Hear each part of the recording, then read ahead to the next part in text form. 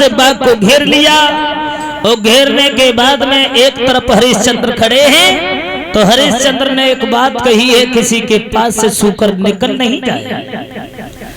जो ये बात कही है, एक तरफ फौज लगी हुई है, एक दिशा में हरिश्चंद्र अकेले खड़े हैं।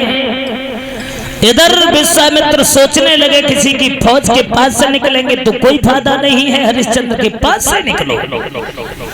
जिस दिशा में हरिश्चंद्र खड़े थे उसी दिशा में भाग करके एकदम से विश्वामित्र सूकर के रूप में भागने लगे हैं। हरिश्चंद्र पीछे भागने लगे और जब हरिश्चंद्र पीछे भागने लगे हैं,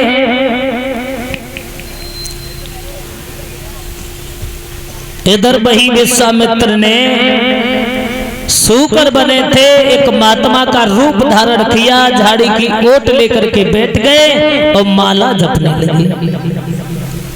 हरिश्चंद्र भागते हुए गए हैं तो हरिश्चंद्र ने जो देखा कि महात्मा जी आए, प्रणाम किया। प्रणाम करने के बाद में कहा है, महाराज इधर से किसी सूकर को जाते हुए देखा। बोले सूकर?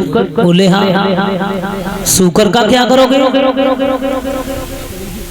एकदम से विश्वामित्र कहने लगे हैं, तुम तो एक राजकुमार लगते हो और तुम सूकर का पीछा कर रहे हो, भाई तुम्हारा नाम क्या है? बोले हमारा नाम हरिश्चंद्र है। हरिश्चंद्र? अरे बाजी वाह, तो तुम्हारे ही पास जा रहे थे, भगवान की बहुत बड़ी कृपा हुई जो तुम हमें रास्ते ही में मिल गए।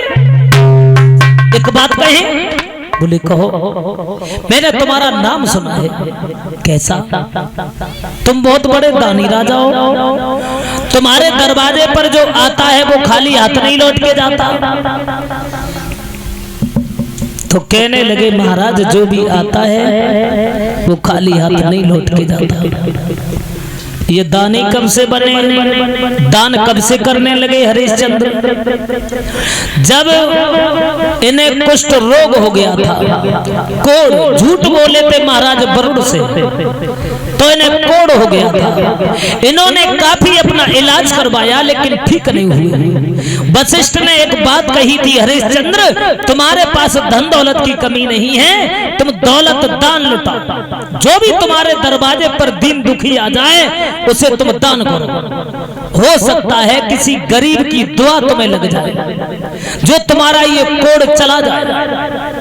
तो हरिश्चंद्र दान करने लगे थे और जब दान करने लगे तो धीरे धीरे उनका कुष्ठ रोग जो था वो जाने लगा, निरोग हो गए। तब से हरिश्चंद्र दानी कहलाने लगे। जो भी दरवाजे पर आता है वो खाली हाथ लौट के नहीं जाता। आओ एक भगवान का कीर्तन उसके बाद में देखेंगे आगे।